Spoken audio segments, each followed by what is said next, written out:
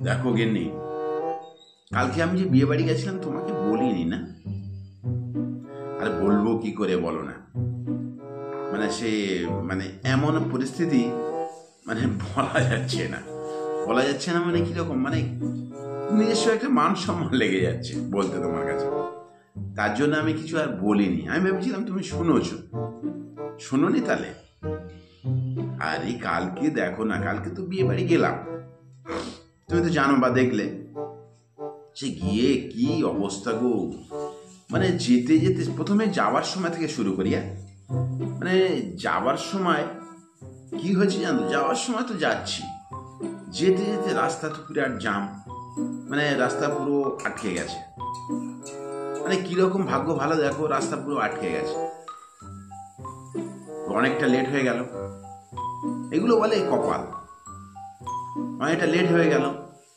এবারে লেট হয়ে যেতে বিয়ে বাড়ি পৌঁছেছি অনেক রাত, অনেক রাত্রে পৌঁছেছি। ভাগ্য কিরকম দেখো, সেই জন্যই বলে মানুষের ভাগ্য যদি থাকে তাহলে তুমি পাবে। তো ভাগ্য দেখো কেমন। তো গেছি, গিয়ে অনেক রাত্রে পৌঁছেছি, গিয়ে দেখি লোকজন পুরো বাইরে পুরো ভর্তি, পুরো ভর্তি। যার বিয়েতে গেছি সেও আছে, মানে ওনার যে স্ত্রী সেও আছে, মানে এরকম একটা পরিস্থিতি, বুঝেছ? তো গেলাম, ভিতরে ঢুকলাম।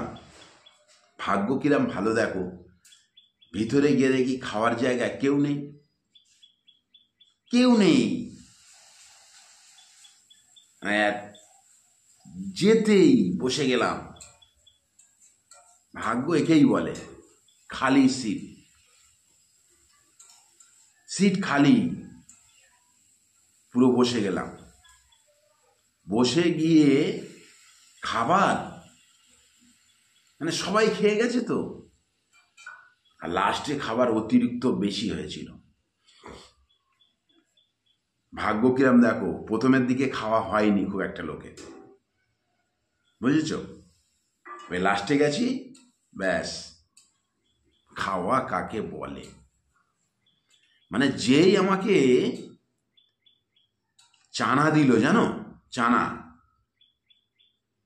চানা দিয়েছে একটা নানা, মানে সে বয়স্ক, মানে নানাই বলা যাবে। তো যেই দিয়েছে, আমি তো আমিষ খাই, আমি বললাম নানা এটা কি ভাই? না বলে কয়ে দিলেন, বলছে এটা নিরামিষ। আমি বলি, নিরামিষ মানে এটা আদা রসুন দেওয়া নেই তো?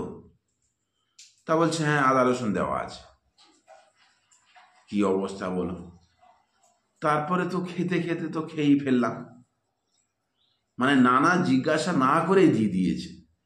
মানে সেখান থেকেই আমার খাওয়া শুরু হয়ে গেছে। বাকিটা দাঁড়াও আমি ঘুরে আসি, ঘুরে এসে বলছি। অনেক গল্প গো,